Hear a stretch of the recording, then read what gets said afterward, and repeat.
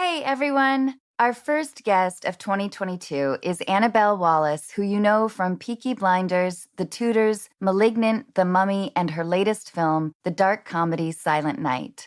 Annabelle tells me about growing up in Portugal, falling in love for the first time, the idea of Prince Charming, taking risks, and much more. Our first call is with Martyn, who finds himself in an on-again, off-again relationship and questions whether he should keep trying to make it work. We then talk with Travis, who wonders whether he has a moral obligation to include his wheelchair in his dating app photos. As always, thank you for listening to our podcast. If you have a question or want some unqualified advice, we would love to hear from you. Just look for the link in our show notes. Ladies and gentlemen, you are listening to Unqualified with your host, Anna Faris.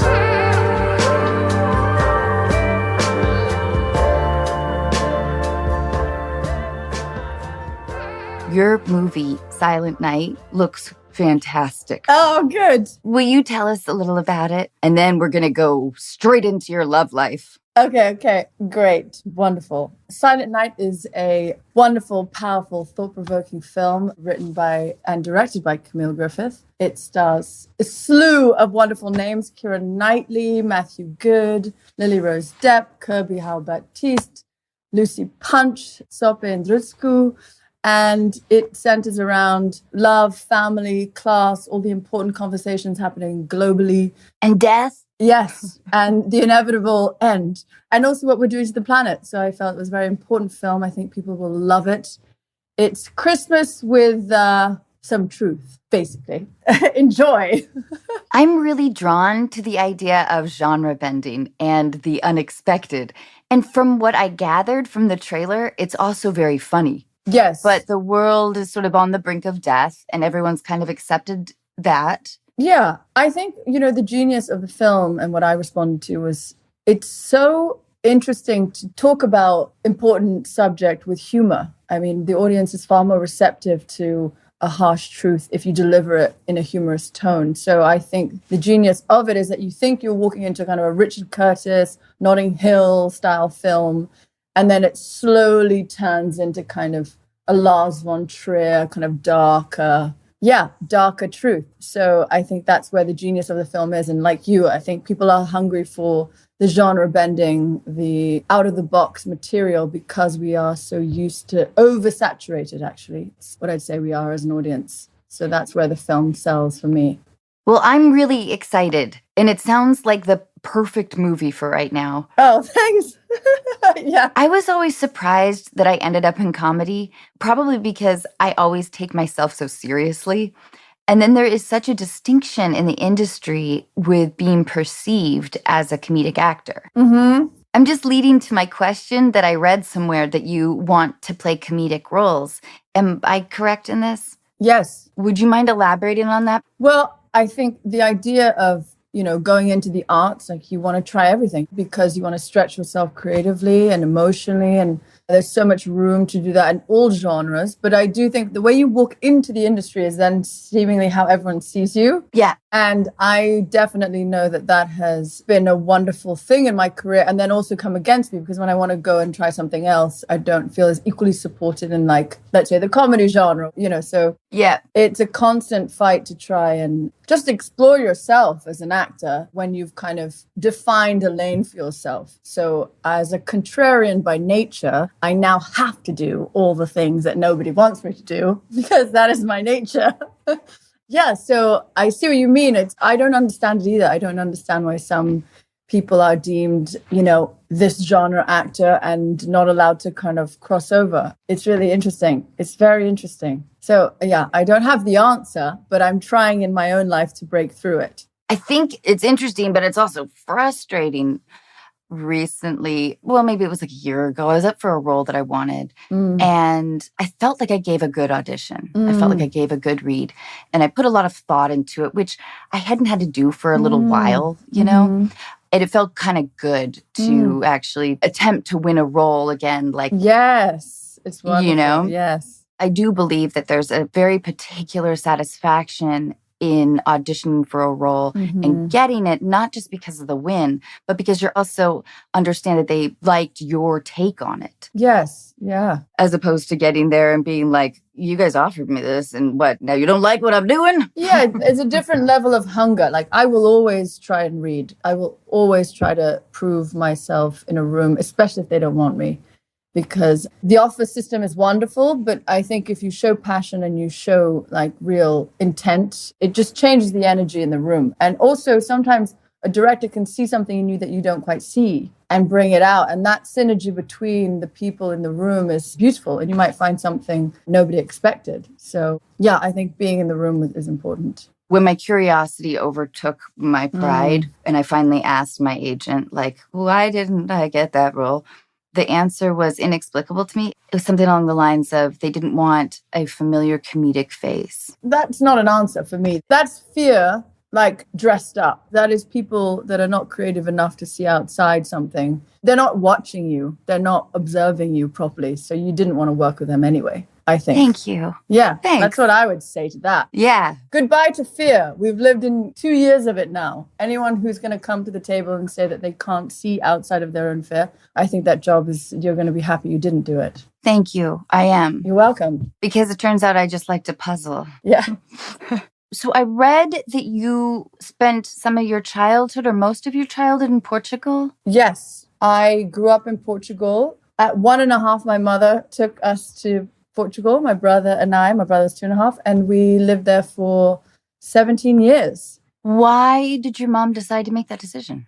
I think she knew very much how her life was expected to be and how my brother and I's life was perhaps going to become if she stayed in the confines of the world that she'd known all her life and grew up with. And she wanted to try something different. I think a mother's instinct is so powerful. And she said she just had this voice that was like, you have to go now, and you have to try something different. And she went, and she was very lucky. She enjoyed it. Did you? I mean, because that's a very defining move for you. Do you look back on that? And are you grateful for that decision that she made? Incredibly grateful. I mean, God, I have no words to express the gratitude. I mean, it's perspective. It's a different way of seeing the world. I went to a school, international British school, had 42 different nationalities in my year. I traveled all over the world. I spoke another language. I became bilingual. I got to just see things so differently. And then going back to England and knowing the life I would, who knows what life I would have had, but I assume I would have had, it would have been very different. And both my parents, so willed to impose this idea of do whatever you want. The world is your oyster. I don't want to hear no's. I want to hear yeses. Go into the world, be brave, and we support you. So yeah, I think that one decision, in the kitchen in England that changed my destiny, my brother's and my father's, everyone's. So I'm very grateful to it. I grew up in a family of sociologists. Oh, wow. And we were talking about the idea of national identity. And when I read that you grew up in Portugal as a British citizen, I wondered how your exposure at a young age must have liberated you in some way. Yeah, I don't feel of one place. I definitely feel a person of the world. And I work a lot with refugee charities because of that. I don't understand why you would not include someone as equally as you include the person who lives down your street. It doesn't make sense to me. I was welcomed with open arms in another country. And I think the idea of always feeling like an outsider, because I was confronted with that idea of people were Portuguese or you were English. And because of the way I looked, I was therefore told I wasn't this or that. But I never liked it. I found it very caging and very limiting. So it does, as a perspective, like the freedom that you feel as a human and your capacity to emote and feel with others comes from this idea that we're all the same. And that's my philosophy, like my family's philosophy, is everyone's equal. So this idea of any type of border for me doesn't apply. It never has. And I'm grateful for anyone who helped me see that. Yeah. Did you fall in love with a Portuguese boy? Always. You did? They're so handsome. Tell us all about it, because it was like my little segue. Oh, got it. Yeah. Right? Yeah. Into first love. Oh my God. There was a boy at my school and we're still friends now. And he was the handsome boy of the other school. And he would come by our school and like hang out with the boys outside the school gates. And he would smoke a cigarette, you know. Don't smoke, kids. But let me tell you, it was so sexy. It was very James Dean. I know that. Yeah. All he needed was a motorcycle. A motorcycle and a cigarette. And that was it. I was done. But, you know, Portuguese are very Latin. They love women. They're brought up with, you know, the matriarch of the family is so important. So you really feel that in like the first throes of young love. It's like you're very precious to them. You're very well looked after and they're gentlemen. So I was very lucky to have a nice experience with boys. Early on or always? Not always. You know, I love a naughty human. So that's got in the way sometimes. But yeah, I think having a brother very much helped learning about boys and learning how to interact with boys and feeling comfortable to speak up around boys. And yeah, I really owe some of my good choices to my brother. I would say. I have an older brother. I sort of get it. Growing up, we weren't that close, but we are now. Yeah. After he was divorced, I had fun being his wingman. So wait, will you tell us about your worst heartbreak and how you got over it? My worst heartbreak. I'm like a highly emotive person. I love deep. Okay, my first heartbreak. He's my best friend now. We're actually best friends. That's the other thing. If you're in heartbreak, remember that love is a wonderful thing. It flowers into all sorts of things. You know, the person may not leave, they might return. And I have my best friend who is my first love. And I was devastated. So really for me, it was girlfriends. It was glass of wine, which I wouldn't recommend always, but it's chocolate, it's food, it's nurturing self-love, self-care. I mean, I've definitely learned to gather tools on my journey into womanhood that are very helpful. But back then it was just surviving. I made a lot of mistakes in heartbreak as well, because again, the pain can be so overwhelming. If you don't mind my asking, by mistakes, do you mean like trying to make a bad thing work? I think I was always avoiding myself, you know, my own healing. And I think that I always thought that there would be this Prince Charming that would come and be my other half. And soon to realize that it comes from me. I had to arrive whole. But I would run into things immediately, like leave one, go into the other. Me too. If I thought it was bad, I had 5 on the go, you know, on the burners. It's like, you know, a Martha Stewart episode, but with like men who were like baking in the background. That's perfect for the life of an actor, because you're sort of being constantly unemployed or unsure when your next job is going to be. You have to have like 18 things. Lots of things. And then it makes you very aloof, and then men adore it. And then you're attracting more and more and more because, again, we're all trauma bonding. We're all connected to each other's trauma. So if you trigger someone's trauma, they want you more. And so it was a bit of a mess. And I think just figuring out the power I had as a woman, you know, walking in a room, and when I did turn that on, and how manipulative that can be, and how, you know, you've got to learn to handle that well. And I think that's where it gets really complicated as a girl, when you kind of flower and you're a woman and you're attracting all this energy and you don't know how to handle it. I definitely did not know how to handle it. And it's been a journey. We keep hearing about the idea of gaslighting. Have you experienced anything like that before? Yeah. Me too. Although it seems to have a lot of interpretations. When you asked the question, I was like, okay, gaslight, because some of it can be so subtle. You don't even know. So when you read the definition, you're like, oh, I don't know. That's really nefarious. I wouldn't assume that. And then you slowly start to decode what you've been through, and you're like, oh, perhaps. Right. Yes, I definitely was. Now it's all coming back to me, I'm sure.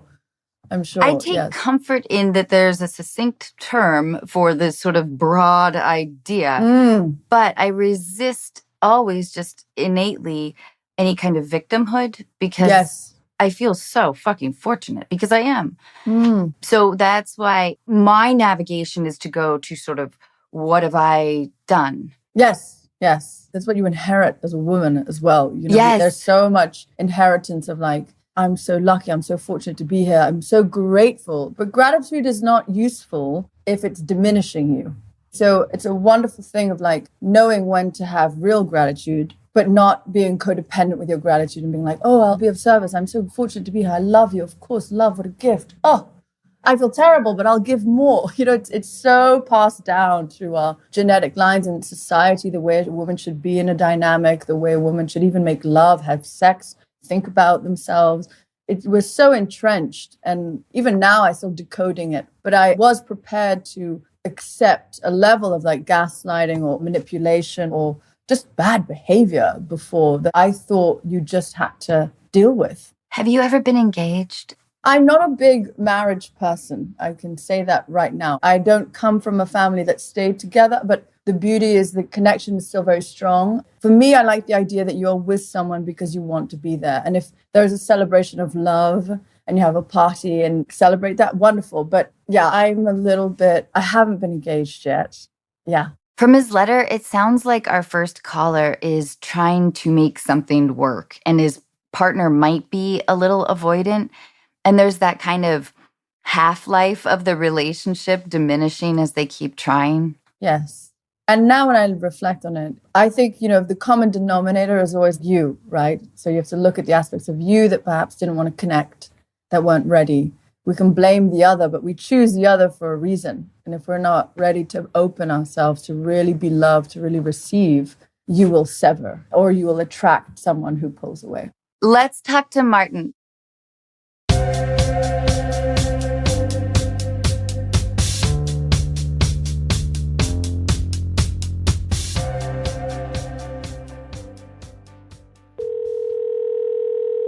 Hey, Martyn. Hi, Martyn. Hello. Martyn, thank you so much for writing to us. Thank you for talking with us today. Will you tell us what's going on? Absolutely. So it's the classic story, boy meets boy online on a hookup app. And we spent about 6 weeks getting to know each other, texting back and forth. We hadn't actually met. We were still coming out of lockdown over here. So eventually we got together. We had an awesome evening. I met his friend. We stayed over, kind of spent a lot of time together, got to know each other quite well, and then never kind of progressed anything and drifted apart, got back together, drifted apart again. Then things, as we got to know each other, started to take a bit of a turn and we picked up on each other's negatives and some down points. But ultimately we did work through them, but we keep doing this. And I do feel like each time we do it, we learn something and we are growing, but when do you kind of say, enough's enough? Maybe we should just be friends. We were just talking about the half-lives. Martyn, will you tell us a little bit about your, I don't know, would you call him your boy? I don't know how you guys are describing each other. Not at the moment, no. But there are times when definitely we would have described each other as such. We've admitted that we're in love with each other. So we do both have super strong feelings. But also through lockdowns and just the stuff that's been going on for the last 18 months, our lives haven't necessarily crossed as much as we'd like. So he's moved house 4 times and each time he's moved further away from where I am. So there's another part of me that says we can make it work and we're enjoying time apart and together. But also it's like when we do bicker and fall out, there's such a distance between us that I almost think, are we fighting something that we are losing? So what is the power dynamic like? Is he the one that is hesitant to make things work? And are your fights about jealousy or are they about avoidance? Probably a culmination of all those sorts of things. Initially, it was very superficial. We were very much just like, I'm into you, you're into me. We're both cute. It's been a long lockdown. Yeah. And this is awesome. It was definitely that. But the more we got to know each other after that kind of honeymoon, it was like, actually, I do like him and he likes me. And the power that was there, it really did kind of fluctuate. I felt quite powerful for a change in a relationship, which I didn't normally. But also, I've noticed myself actually thinking, wow, actually, he has changed me in ways that I like, not in a controlling, coercive manner. It's really done stuff that shows he cares about me. And I think, oh, wow, actually, there is power there on both sides. And jealousy has definitely crept in. When you describe something nice that he did that changed you, can you provide like a specific idea? Okay, so he nags me because I love cheese, but I'm also lactose intolerant.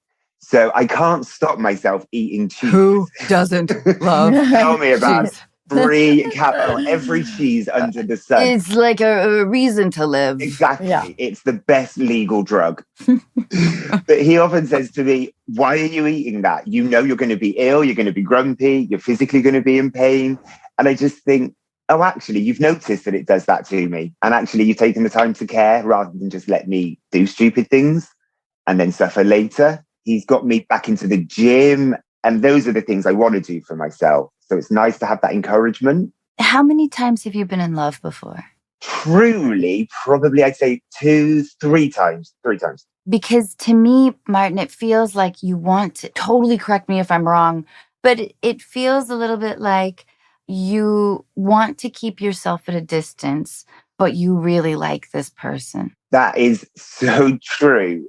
I didn't realize, but obviously the first night we met, I met his housemate, I've met his friends. Then he pointed out not long ago, he's met one of my friends. And I just kind of think, wow, in 18 months, I didn't even realize, but I've not let him in. But then I keep saying to him, I love you. What's wrong here? What's the problem? You're in my life. So it sounds like his not meeting your friends wasn't really intentional. Did you explain that to him? Or did his question feel kind of like a manipulation? You mentioned jealousy earlier. Yeah, it's definitely not intentional. But when you put it like that, there have definitely been times, I think, where we've misread each other and we've automatically just gone, well, if I was you or if I was in that position, instead of thinking about actually you're in that position, how does that make you feel? I would say what I'm sensing is just fear of being in love. And there are few things in life that are as scary as being in love and being vulnerable. And once you start in a dynamic where you're both hiding from it and feeling safe in the hiding, it's very hard to break through. So it's going to take one of you to really go there and really have the conversation, because you're not dealing with the truth until you have that. It's posturing. It's like, oh, I'm fine. I'm good. I'm happy. You're not letting him in. He's opening up and then retracting. You're doing the kind of avoidance dance on both sides, it seems to me. And I know how hard that it is to be vulnerable, and I would not want to do it. But in order to break the cycle, one of you is going to have to be brave enough to say, is this something worth fighting for? And then if it isn't, it will be very clear. So you win both ways. You'll either be free of it or you'll get the chance to really push into your capacity. Not that it necessarily matters, but is there an age difference between you two? I'm 39, he's 33. So not really, but not really. But we're on the cusp of like the different generations. So he's very much like social media. But for me, I'm on my phone a lot, but it's for work. I kind of have my own salon, my own business. So I'm like, that's my life. And that's not me saying he's only on Instagram looking at boring stuff. He could be doing any number of things. But I just kind of feel like there's that, oh, I see that social media is a bigger thing in his life because he's a bit younger than me. I noticed that. So I kind of feel like there is a bit of an age thing, although there isn't. Do you have a more powerful position in your life in terms of finances? No, I think it's fairly even pegged. So he's kind of like living an alternative lifestyle. So he's really into yoga. He's finishing his yoga teacher training soon. So he likes to do retreats and things like that. And the place he lives, he does retreats there. So people will come and spend the weekend doing yoga and dance and healing workshops, which is great. That provides him with the life. Yes, but that must hurt your feelings a little bit. I don't know. It would hurt mine in that, like, don't you want me to be around? It doesn't, because sometimes I do those sorts of things. Like I've really got into mindfulness and meditations, but some of it's not for me. Like, I'd love to spend time with you, but I get that whilst you're doing that for work, he goes a lot deeper into it than I would necessarily do myself. So I think I love that he's got his own things, and I think he loves that I've got my own things. And I don't think there's a battle or like any dynamic there. But I think the biggest thing is the distance and the fear of just being really honest. So the last time he had come to visit, I was working. So I do 2 jobs as well. I also work in a bar some evenings. So I'd given him the house key, said, you wait at mine, I'll see you after work. And he'd seen some of his friends here, had a nice social evening. I got him from work and we just weren't in the same headspaces. He was quite chilled out. I've just finished 12 hours at work and it ended up with me sleeping on the sofa. We ended up bickering about not paying each other the appropriate attention. And then it got to the point of, well, I'm sorry, I just got him from work. He was apologizing for being tired. I just got up the next day, went to work and said, well, I'll see you a bit later. But he decided to go home. And I just kind of felt really used. And I said to him, this just feels like you've come up for somewhere to stay, see your friends, and now you've gone. We haven't discussed this argument. We're not resolving it. You've gone before I've even finished. Then we took a good 3 weeks, I think, without contacting each other. But we're back in the good headspace again at the moment. Oh, you are? Yeah, we're back in that's the ridiculous thing. This is what we keep doing. And there's part of me that does find like a little bit of growth each time. But when is it enough? Because 18 months, we do have strong feelings, but how do you decide enough's enough and actually stick to it as well, I guess? Yeah, I think perhaps it's time to have a conversation about perhaps just ask him what he wants, how he sees his life, and maybe ask yourself the same question, just to, maybe there might be differences that you find once you've had that conversation, and maybe those don't work for you, or maybe they do. But 18 months seems a long time to be in this dance. Yeah. I bet early on you guys probably did have some futuristic conversations. Initially. Yes, because there's always that euphoria of like when you're first, it's like, I love you. I've never loved anyone like... Yeah.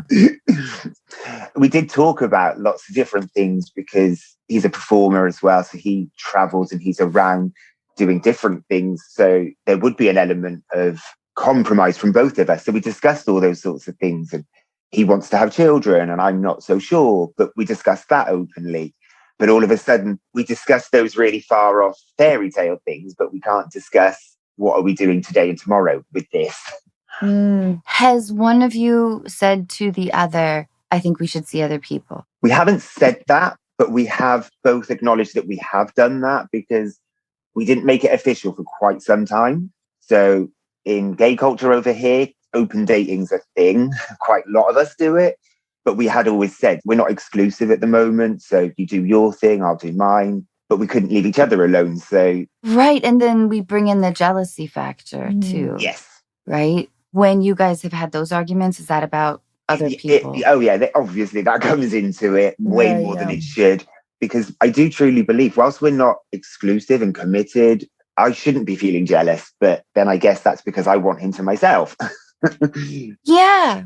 But I guess and you're allowed to be honest about it. I think there's a freedom in being like, okay, maybe that doesn't work for me in this dynamic right now, giving yourself the honor of that. I think that's probably what we need to do, is sit down and talk about what we both want and how it works with us together, if that's to be a thing. Martyn, do you think that he has one foot out the door? Is that how you would describe it at this point? I would, from my point of view, but then I know from speaking with his friends and actually from going over things, he does have more feelings for me than I've given him credit for. I think I've always thought he is kind of perfect for me. So he can't possibly be the one because that would be too good to be true. So he must be thinking, what else is around the corner? And I guess that's probably made me do the same a little bit as well. But it's biting the bullet. And oh, man, this is the story, though, that I've definitely lived through. Oh, yeah. And we're on the other side of it, I guess. So we're doing okay. Well, I don't know, though. It seems like you guys may have established a little bit of a pattern. I think so. Yes. So addressing breaking that, is it just diving in and admitting there's something there? I feel it. How do you feel? And what do we do going forward? Short term, not long term, because we need to get the short term done, I suppose. Yeah, nothing exists but now. So, But Martyn, I worry that in this conversation, which I think you should have, I think that he may not be able to articulate very well what that is, it sounds like. Yeah, I think you're right. I think having the vulnerable conversation, like Annabelle suggested, will give you more information or perspective, on how to gauge everything. Yeah. It takes time for that little seed that's planted in your head to get fertilized and to eventually grow, which is how we make most big decisions in our lives, I think. I also just hear your mum's words, though, Anna. Just protect your heart. You've got to protect your heart. And I always think, I spent 10 years with a guy. We had a house and chickens and like the dream, but it wasn't right. And I know I stayed in that way longer than I should have done. Did you leave? It got to a point where we just both were like, we're not doing this right at all, are we? This isn't working. And it was really mature and amicable. So we're still friends. He bought me out of the house. That's all done. But this is a very different dynamic to that. I have definitely been in relationships where I put in much more time and effort than I should have. There is something kind of romantic about the drama, but it doesn't ever really go away. And you never feel completely secure in those relationships. What do you think, Annabelle? I'd say heal your wound, your need to be validated by him, your need to seek affirmation by his, love and attention. Because if you come from a place where you're feeling okay, you might be able to look at the dynamic with more clarity. There's a term called trauma bonding. When you're attached to each other through trauma, and it can be tiny trauma, it doesn't have to be monumental trauma. So just the through line in all the dynamics is always going to be you. Yeah. So it's from your perspective that you can change and shift and learn and get curious about your own life, your own inner world, and the way you love and the way you've learned to love. And perhaps, in honor of loving this person, caring about this person, work on your side of the street so that you can then present him with the truth so that you guys can then decide. Yeah. I give you permission, Martyn, to make this a long, slow death. Yeah. If you need to. I really do. But you do think it's limping then? You think it's dying on its legs? I don't like that he kind of behaves a little more independently than what you want. I'm a person who I like a relationship. So I get the sense that he might be making you feel bad more than he makes you feel good. And I kind of want you to start to clock that a little bit, Yeah, that does happen when it gets bad. When you read the situation, you kind of know what's coming and you just think, I know. There's going to be this pain and I don't want that.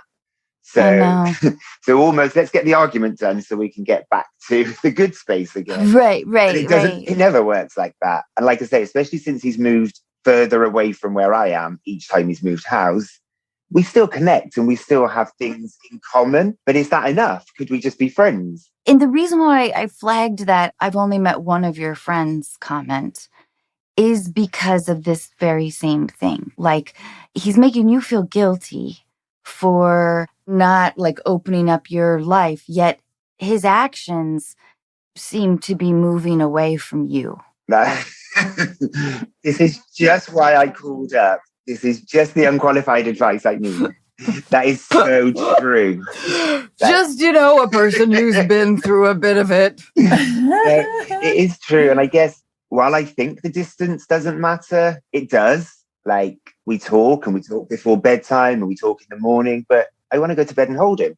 I love you. That's what I want. And I bet your conversations at this point are pretty perfunctory. Like, hey, how are you? How was your day? Yeah, it's the mundane, it's the chit chat. Yeah. Have you told him that that's what you want? Not in as many words recently, but probably 3 months ago, his mum was really poorly and she's been now given a really bad prognosis and she doesn't have long. So there's been other things that have occupied his time. And I just think whilst there's so much distance and whilst we're struggling and life is this bigger picture, should we just call time on it for now and just let something natural happen in a year if it's supposed to? I think there's value in that. There's a great book called Conscious Loving, and it's really interesting. It tells you about, the need for space, that relationships also need space. As much as they need togetherness, they need space. And if he's going through a lot in his life, it might be of value if it's something that you're open to or that you say, fine, let's call. I just don't think it's possible. I don't think, it's only possible if you're both on the same page and you can walk away and then go, you know what, I've tried everything and this is a person that I love. Life will bring you back together. Yeah. Again, it's each to their own. I don't know. I'm a hopeful romantic. So, I'll always be like, yes, no, yes. The thing is, I suppose you have to be, don't you? You have to think there is some value to being a hopeless romantic. Otherwise, am I ever going to fall in love again? It makes you a beautiful person. Yeah. And I just think we could be better off as friends. That could be our thing. And we could have just met under the wrong circumstances and be brilliant friends. It might be the thing that saves it for now. Yeah. If you want to protect it, you might need to walk away from it, because what can happen in this slow death is that you slowly destroy it. So it's done. Sometimes that's the process that has to happen. Yes, and if it is, it's going to happen. It is currently happening. I will say, you are in charge of your destiny. I'm still in very close contact with the 10-year ex, but there is a 2-year that, like, I wish him no ill will, but we just don't speak. Like, that's done. It served its course, it's run its course, and we just don't speak. There's nothing there anymore. And I don't miss him. I don't wish him any ill, but it's done with Danny now. I just think, I always want to know what he's doing.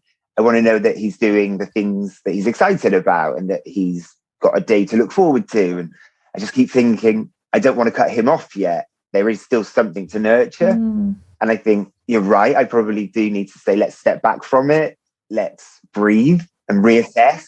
I think that idea kind of comes down to the base element of being able to kind of gauge that simple thing of like, how frequently do I feel good about myself? And how frequently do I feel bad? And then usually what the half-life relationship gives you is assessment on that. And that's why it becomes a shorter amount of time each time you break up. Yep. And because you are a person who likes to be in long relationships, you were in a 10-year relationship and then a 2-year relationship. I don't know if he is like that, if he is as drawn to, you know, long monogamy as you are. I think his longest was a 3-year thing. So I think for him, he's very much looked at what do I want? And he's dated people, but ultimately, like, he's found a flaw. They've not been the one. So he's been brave enough to step back. Interesting. Smart enough to walk away and say no. So does that mean that I'm being the dumb one? It sounds like he's an avoidant. Yeah. You know, and I've slowly, after doing this podcast, become sort of familiar with some of these terms. Yes. And you can't change an avoidant. Right. I think you need to have the talk with him. Yeah. I think there needs to be some clarity. You're clearly looking, you know, seeking something, and the answer might be right in front of you, but you just have to have the chat. And he probably will not give you any of the answers that you want to hear of any kind, but at least you'll have stated what you want. And at least he can ruminate on that or whatever. But I really think that you're awesome. And I want I think you to be loved. Thank you. And I want you to be loved the way you want to be loved. Me too. And so I think Annabelle is totally right about the talk, but the solution will not present itself in that moment. Things could change, you know, he could find himself wanting to move in with you or whatever and really wanting to build a life with you. But I just want you to know that empathetic people have been there, you know, a lot of them. And this call, I know, like, our listeners will appreciate you articulating and sharing what so many of us are going through. Please let us know what happens. I know there are so many people who can relate. Well, that's the other side of it as well. Like, you set up such an amazing community with this whole podcast that Thanks. I listen to the stories other people will tell you, and I just think that's the advice I need to listen to. But then I kind of think I need Anna's full attention. I need to be fully unqualified and advised solely for myself.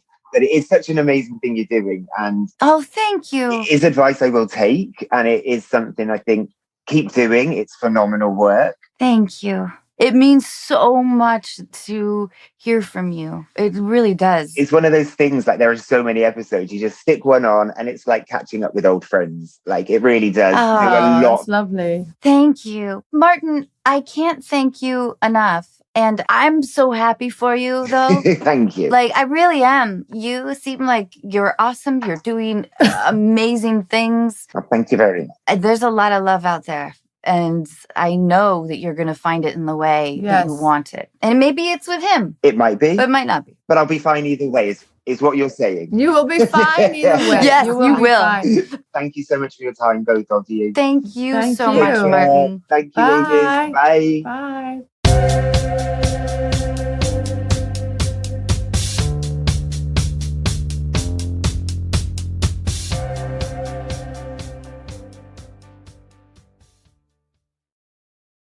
Annabelle, what did you think of that experience? Oh, that was amazing. I mean, I felt for him because we all know what that's like when it gets complicated like that. And it's not black and white. So you just have to let it do what it needs to do. And time, again, Totally. time is in charge. And so it's a bit out of your hands. One of those. Yeah. Oh, completely.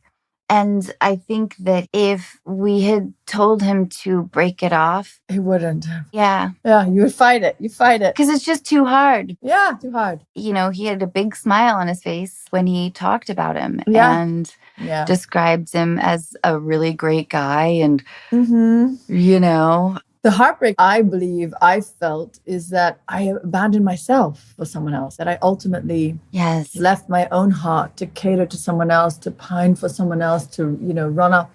And that's never going to work if you're willing to self-abandon. So once you stop that, then you perhaps might attract like healthier dynamics. Have you been in a relationship where when it finally ends, like your friends and family are like, oh, thank God? And did it take you by surprise? Why I ask this question is because I speak from experience in that world. I think that's more with guys I'm dating. When a guy becomes my boyfriend, I have such a tight-knit group of friends and a close family that they just wouldn't survive if they were a nightmare. And I have such a protective brother. I mean, he would be like, no. So I'm lucky that if I went close to that, there are definitely people that became over time. Yes, maybe slightly. Yeah, maybe it's like narcissism or things that people smell they don't like. And then afterwards they're like, oh yeah. But no one really bad. There hasn't been a really bad case of that. I just never ran scenarios by my friends or family. I just sucked it up. Like I wouldn't. So you were like protective of the relationship. Yeah, before yourself. That's interesting. But you know, your family, your loved ones, they can sniff it out. They know it. And when you stop sharing, they know it too. They're like, something's up, you know? And it should never, a friend of mine said to me, you know, watch people who like overprotect their partner. It's like they're convincing themselves of the thing. I thought that was very astute. That is interesting. Yeah, because you shouldn't have to, right? Yeah. Our next caller really tests my unqualified credentials. Shall we talk to Travis? Yes, of course. I'd love to talk to Travis. Hey, Travis. Hey, how's it going? Hi. Good. How are you? Pretty good. Travis, thank you for your letter. Will you tell us what's going on? Well, the question that I had was, if a wheelchair user goes on Tinder and their wheelchair isn't visible, does that make them a catfish? Well, I haven't been on any dating sites, so I don't know the like sort of the rules of in terms of like the aesthetic honesty or whatever you're supposed to put forth. I would ask you why it wouldn't be included if you are a wheelchair user. And there's two very divisive different sides on disability Twitter of where they take. But in an app that's built for superficial judgment swiping as fast as you can. I mean, I'm the weird guy that reads everybody's bios. You know, I want to know about them. Good for you.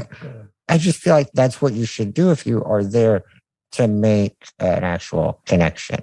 So that leads me to believe that you must have a really thoughtful bio. Yeah. You know, I try to, and I don't think they give you enough characters, but give people a sense of who I am, my personality, because that's really what matters. And I would like to get to know their personality. So, you know, the society has many different views on how disabled people live, what they're capable of. You know, it's all over the place. And, you know, currently people are really freaking out at Hollywood about representation and stuff like that. I think that would help. Just showing that we are normal people would be a big step in that direction. Yeah. So I thought by not necessarily blasting the wheelchair out there, you get the chance to set your own narrative instead of just them passing you by. And then what's the counter argument? Well, the counter argument is that it's either lying,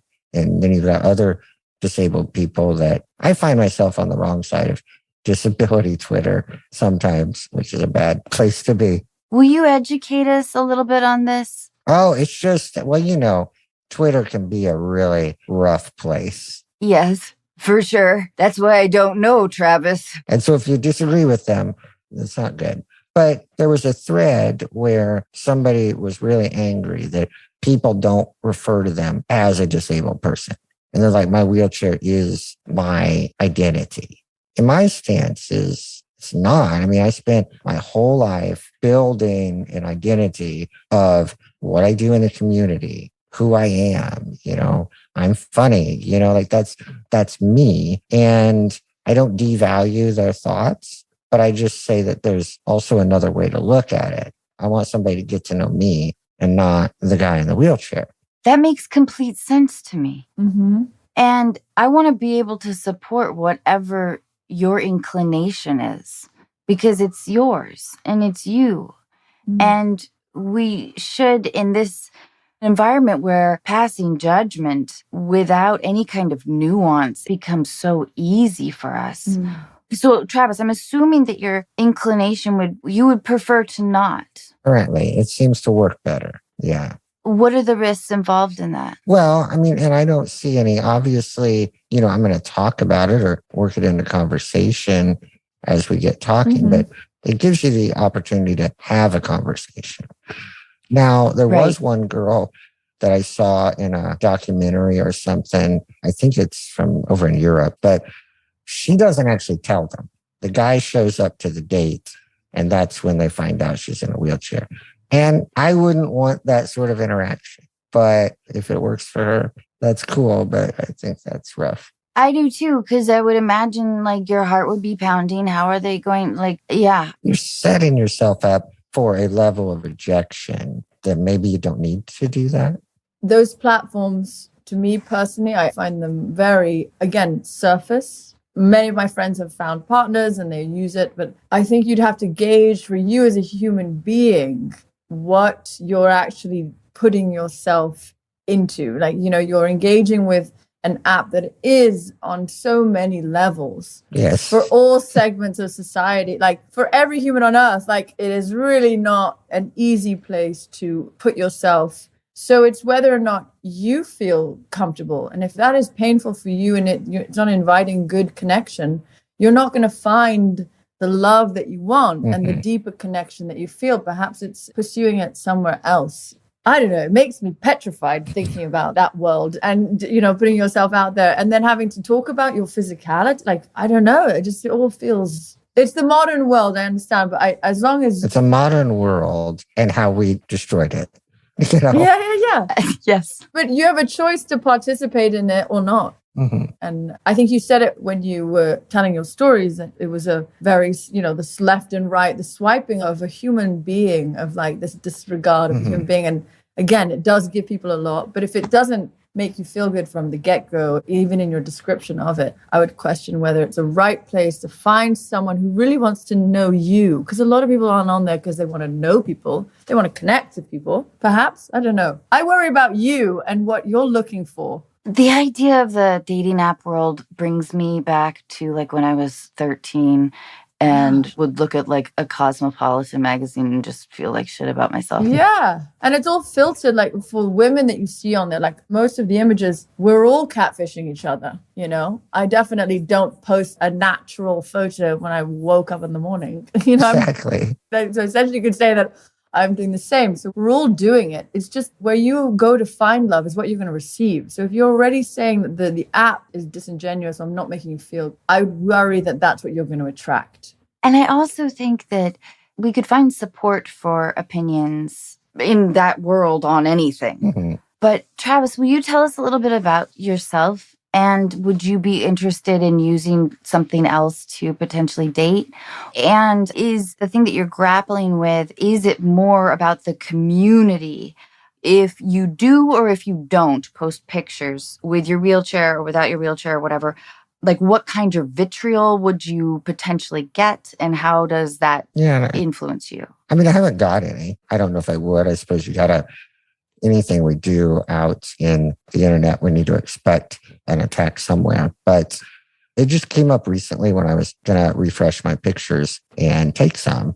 And I was like, I just kind of want this different angle. And we got to talking about it. And it's It's came up a few times. I would say, I think it was really during the first lockdown and quarantine, Tinder gave out the passports so you could swipe around the world. So then I just did this internal like research project of what area in the world is most accepting of disabled people because there was nothing else to do. What area? Philippines ranks the highest, followed by Ukraine. Sweden might be tied with Ukraine. London is at the absolute bottom. I am fascinated by that. I spent some time in Mexico City, and it was harder, I think, to overcome being an American than it was being in a wheelchair. So that was an interesting experience.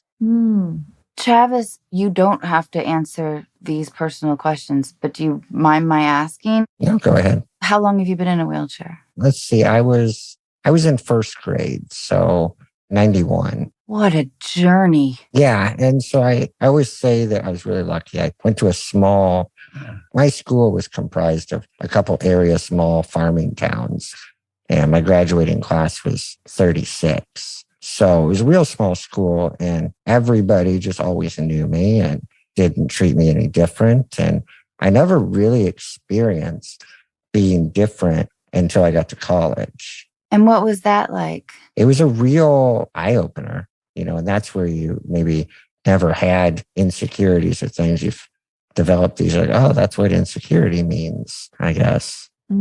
It's like you had the roughest part of puberty slightly later. Yeah, which I don't know what would be worse, having it younger or, you have a little more emotional intelligence to handle it, but I don't know. I mean, it seems wonderful how you're seeking what most people, don't know they're seeking until it's too late. I mean, you're coming from a place of deep empathy and seeking connection in a way that I think most people don't even know is possible. It's just whether or not you want to seek it in a place that is not attracting people who have maybe a heart like yours or want to be seen. Most people don't want to be seen. Most people choose a partner because the partner doesn't see them. Yeah. So it's whether or not you're okay playing in that space and you can have those interactions.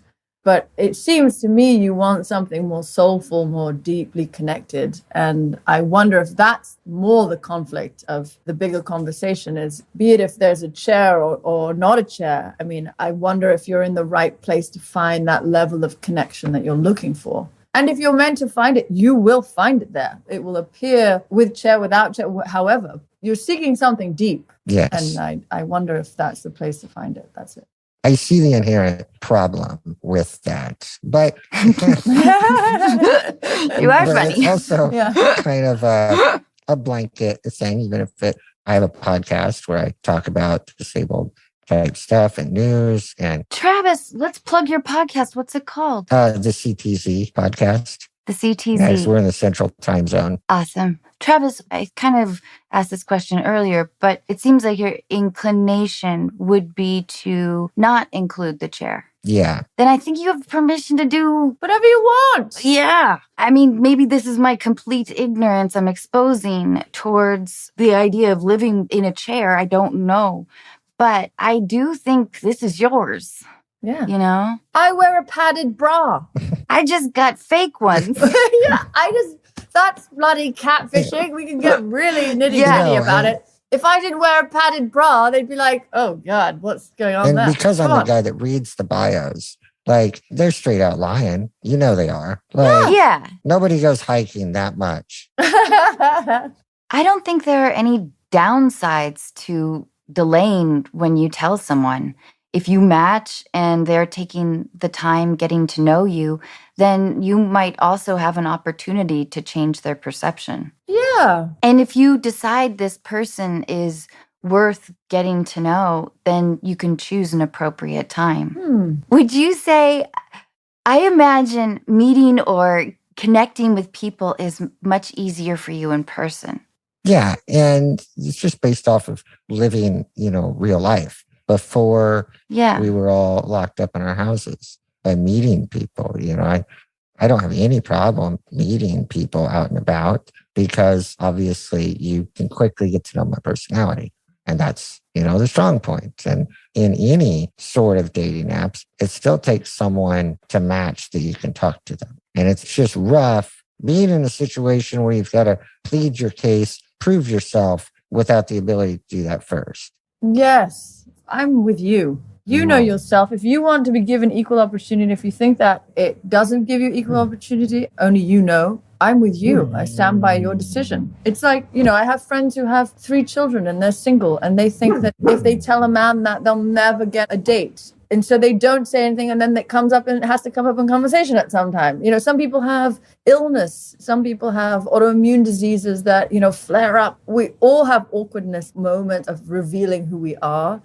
But if you think that that is something that you want out of the way, then of course, just honor yourself first. Because the right person will love you regardless. Yeah, exactly. Yeah. Have you discussed this a lot on CTZ? Disabled things come up, and there's a reoccurring segment, Tinder Tales with Travis. That's cool. Where I talk about the craziest moment of that week and stuff. But I've been going on Tinder more now to create those stories. I gotta have the interactions. Gotcha. This means you have kind of an emotional distance a little bit. It's more of like this experiment that you're kind of testing out. But yeah, I think we're going to go deeper into it, or at least do it every week, just because I think these sorts of conversations are valuable, to have people talking about it and talking about being on the wrong side of disability Twitter. Like, I stand up for some who they would label as an ableist, because we're all a product of what we were exposed to. And what if they were never around a disabled person? Their whole point of reference is what we're being shown in TV and movies, which there's like 25% of the world is disabled, and there's like 2% representation in film. So, we're not doing a good job telling the true story of disabled people. So we can't blame the normies for not understanding it. It requires imagination, I think, to have empathy. Mm-hmm. You have to realize it's a thing, realize it's a possibility, and then care to kind of imagine it. You're right. And how wonderful you're doing so much to raise awareness. I mean, coming on here, you have your own podcast. You're on Tinder. I mean, I'm sure some people don't even have the courage to go on that in feeling like they do. I know friends who they have crippling anxiety and they find it hard to put themselves out there. So it's wonderful, you're giving a voice to a community that you're very, Yeah, I feel like I can't sit back. A lot of people complain. A lot of the threads are Hollywood's not doing this, or this thing's wrong, or the government sucks, So that's why I work with a lot of senators and, even our last governor, and like try to make a difference. Like, let's build policy. Fantastic. So I wanted to do what I can to help start conversations. And it was so crazy that you wanted to have the conversation. So, Travis, I'm so glad that you wrote to us. I love having conversations like this, and I really appreciate getting the opportunity. I'm definitely unqualified, having never been on a dating app, and also not having lived in a wheelchair. That's what's best, because it's a different perspective. Exactly. So I can't thank you enough. Tinder Tales with Travis? Is that what it was? Yeah, amazing. This is amazing. Tinder Tales with Travis. Back to the original idea, which I am very unqualified to really give much of an opinion on, but I think following your gut can't be incorrect. Mm-hmm. And the right person understands. Yeah. You don't have to explain yourself. Yeah. Yeah. And if nothing else, it's a hilarious experiment. Completely. Yeah. Travis, thank you so much for talking with us. Yeah, thanks for the education. I really learned a lot from you today, so thank you. Travis, thanks again so much. Yeah, thank you. CTZ. Take care. Annabelle, I cannot thank you enough for doing this today. Oh, thank you. It's really been lovely. I've really had a good time. I've learned so much. Me too. You are just amazing. And doesn't it kind of feel like it's almost nap time? I know. I'm like, oh my God. I was like, these are big questions. These are people's lives I'm like now involved in. Yes. Like, I'm really glad, though, we got to plug Travis's podcast. And also to hear someone with such a unique perspective. I mean, again, you forget that you yeah, we're so lucky that it's not something we have to think about, So there are other things we have to think about, but it's important to just hear how vulnerable people are, and Completely. to tell their stories. It's incredibly brave. So thank you for holding the space for these people. It clearly gives them so much. I hope so. Thank you. I can't wait to see Silent Night. Oh, you'll love it. I know. I'm really excited. I'm really, really excited. Oh, good. Thanks again, Annabelle. Yeah, enjoy your afternoon. You too. Bye. Bye.